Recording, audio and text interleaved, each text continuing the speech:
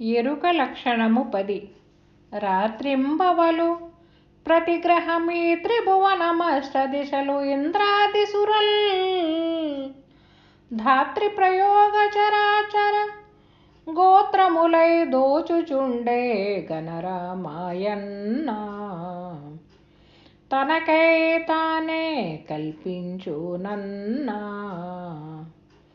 క్షేత్రజ్ఞులై క్షితియందు నాడింప క్షేత్రజ్ఞులై క్షితియందు నాడింప సూత్రధారిగా నుండే పుత్ర చైతన్యము ఈ త్రిమూర్తులు కూడా దానిలో మాతృకలుగా దోచుచుండిరి. నేత్రముల యందున్నదదుగో పుత్ర నీవెరి గుండు ద్రష్ట గణరామాయన్న తనకై తానే కల్పించునన్నా. జై నిజ గురుభ్యో నమ. నిజానంద పోలూజు వీరయాచార్య విరచితమైన శుద్ధ నిర్గుణ పరతత్వ బోధామృత కందార్థములలో ఎరుక లక్షణములు 10వ మిత్ర కందార్థం.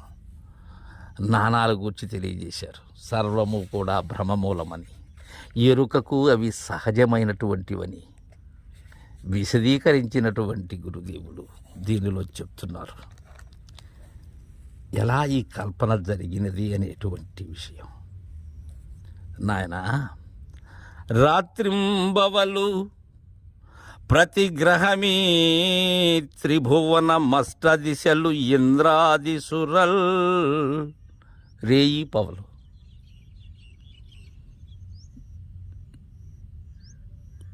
సూర్యోదయముతో మొదలయ్యేటువంటి పవలు, సూర్య అస్తమయంతో మొదలయ్యేటువంటి రాత్రి, ఇవి రెండూ కూడా. ఇక ప్రతి గ్రహము ఈ నవగ్రహములే కాకుండా 12 రాసులందు సంచరించేటువంటి గ్రహములే కాకుండా ఆదిత్య మహాకాయ అంటే అనేటువంటి అనేక నక్షత్ర మండలాలు, పాలపుంతలో లెక్కకు మీరినటువంటి నక్షత్ర మండలాలు, నీవు లెక్కించలేనటువంటి నక్షత్ర మండలాలు, 27 నక్షత్రములే కాక అలా ఎన్నో, అవన్నీ కూడా ఎక్కడ పొదగబడి ఉన్నాయి? నాలో. ఈ విషయాన్ని జాగరూకతతో గమనించు. అండపిండ బ్రహ్మాండ విశ్వ సమస్తము కూడా నాలో అనురూపంగా ఒదిగిపోయి ఉన్నది శిష్య. ఈ త్రిభువనములు, ఈ భూలోకము కానీ, అలానే స్వర్గలోకము కానీ, పాతాళము కానీ, ఇంకా సత్యవైకుంఠ కైలాసములు కానీ, ఈ త్రిభువనములు, అష్ట దిశలు, ఈ తూర్పు, ఆగ్నేయ, దక్షిణ, నైరుతి, పశ్చిమ, వాయువ్య, ఉత్తర, ఈశాన్యములు, అలానే ఇంద్రాది సురల్, దేవతల నాథుడైనటువంటి దేవేంద్రునితో సహా ఉన్న 33 కోట్ల దేవతలు కూడా ధాత్రి ప్రయోగ చరాచర గోత్రములై దోచుచుండే గణరామాయన్న, ఇవన్నీ కూడా చరాచర సమస్త జగత్తు కూడా భూమితో సహా పంచభూతాత్మికమైనటువంటి సర్వ ప్రపంచము కూడా సమూహంగా తోస్తూ ఉన్నది. చూడు నాయన, ఎక్కడ తోస్తూ ఉన్నదో చూడు. ఎక్కడ తోస్తూ ఉన్నది? నాలో తోస్తూ ఉన్నది. నివారశోక పరిమాణమైనటువంటి దానిలో ఈ సమస్తము, ఈ చిజ్జడములు అనబడేటువంటి కల్పన దానిలో కల్పింపబడుతూ ఉన్నది శిష్య.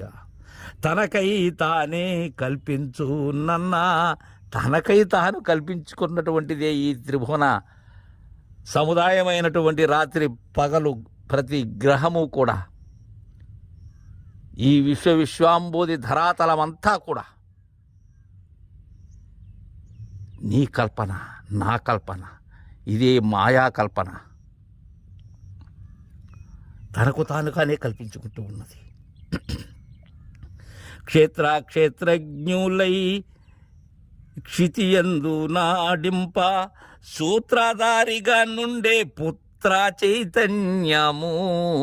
తీర్పురివి ఎలా అంటే ఇదే క్షేత్రజ్ఞులుగా ఉన్నది క్షితి మీద. ఉపాధి ఇదే, ఉపాధిలో ఉన్నది ఇదే, వేరు కాదు. ఇదే ప్రకృతి, ఇదే పురుషుడు, ఇదే క్షేత్రము, ఇదే క్షేత్రజ్ఞుడు. శిష్య ఆడిస్తూ ఉన్నది సూత్రధారిగా. ఎక్కడ చేరి? నేత్రద్వారములో చేరి సూత్రధారిగా ఆడిస్తూ ఉన్నది. తాను ఆడక, ఆట ఆడేటువంటి బొమ్మనాయన ఇది. ఆ చైతన్యం అనబడేటువంటి సర్వసాక్షి. అక్షి అనే కుక్షిలో సమస్తమైనటువంటి బ్రహ్మాండములను తన బొజ్జలో నిడుపుకుని ఉన్నది శిష్య ఇది. ఈ త్రిమూర్తులు కూడా దానిలో మాతృకలుగా దోచుచుండిరి. నేత్రముల ఎందున్నదదుగో పుత్రని విరిగుండు ద్రష్ట. గణరామాయన్న ఈ త్రిమూర్తులు కూడా దానిలో మాతృకలుగా తోస్తూ ఉన్నారు శిష్య. ఇక్కడ గమనించాలి మనం. ఈ ఎరుపు, తెలుపు, నలుపు అనబడేటువంటి త్రిమూర్తులు, ఈ బ్రహ్మ విష్ణు మహేశ్వరులు అకార ఉకార మకారంబులుగా మాతృకలుగా సృష్టి స్థితి లయకారకులుగా తోస్తూ ఉన్నారు. ఎక్కడ? నేత్రముల ఎందున్నదదుగో. ఆ నేత్రద్వారము కానలేకను క్షేత్రాలకి తిరగవలసిన అవసరం ఏమున్నది శిష్య? నేత్రద్వారములోనే చైతన్య రూపుడైనటువంటి సర్వసాక్షి కొలువు తీరి ఇందు అందో అనరాక సర్వము అది వ్యాపకమై ఉన్నది శిష్య. అది సర్వవ్యాపి నాయన. అది పుత్ర నీ వెలుగుండు ద్రష్ట గణరామాయన్న. దానిని చూడు. కళ్ళలో ఉన్న దానిని కనిపింపజేసేటువంటి కరుణాత్ముని చేరి దానిని దర్శించు. అక్కడ ఉన్నది నాయన ముక్తికాంత. అక్కడ చేరే సర్వాన్ని కూడా పాలిస్తూ ఉన్నది, పరిపాలిస్తూ ఉన్నది, ఏలుతూ ఉన్నది. ఏలిక అయి సూత్రధారిగా ఉన్నది. ఆ నేత్రముల ఎందున్న సూత్రధారిని సాగనంపినట్టయితే గురు కరుణతో, గురు సౌజ్ఞలో అక్కడే ఉన్నది శిష్య. ఉండవలసినది ఏదో